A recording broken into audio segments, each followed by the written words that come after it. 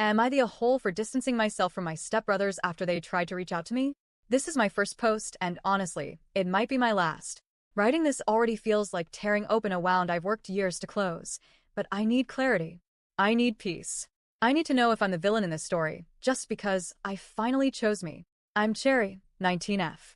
I have two much older stepbrothers, both in their late 30s. They each have families now. Wives, kids, stable jobs, and a history of showing up only when it benefited them. Growing up, they were barely present in my life. We didn't argue. We didn't fight. We just didn't exist to each other. They'd call my father only when they wanted something. Money, favors, connections. Never just to say hi. Never to ask how he was doing. Never to check in on me or my mom. They were distant, cold, and transactional, and that's exactly how they treated our family. And even as a child, I noticed. My dad wasn't perfect. I'll admit that. He had his flaws. He smoked too much, he worked too hard, and sometimes he gave too much of himself to people who didn't deserve it. But to me, he was Dad.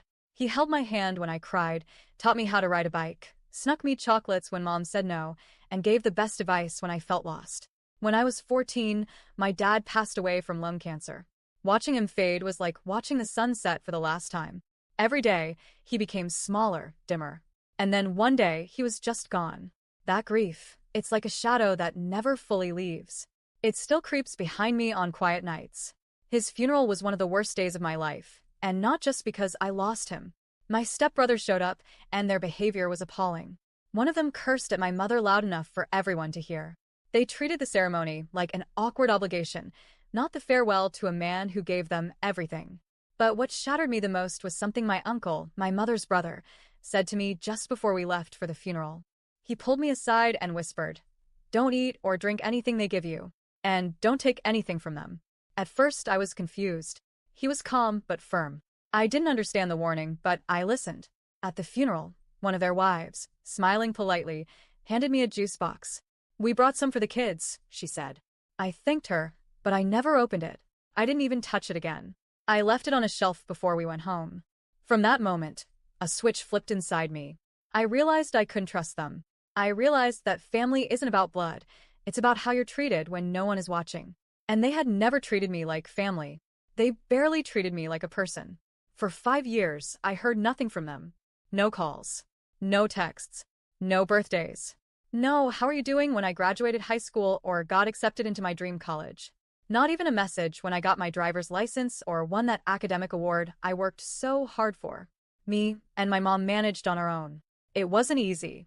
I had nights where I cried until I couldn't breathe. I had days where I barely ate. But we survived. We built a quiet, little life with no drama, no manipulation, and no judgment. And now, after 5 years of silence, they're trying to reconnect. It started with a phone call from my other uncle, my father's brother, Uncle Mango. He invited me to a lunch in honor of my dad. It's a tradition in our country, honoring the dead with a meal among loved ones.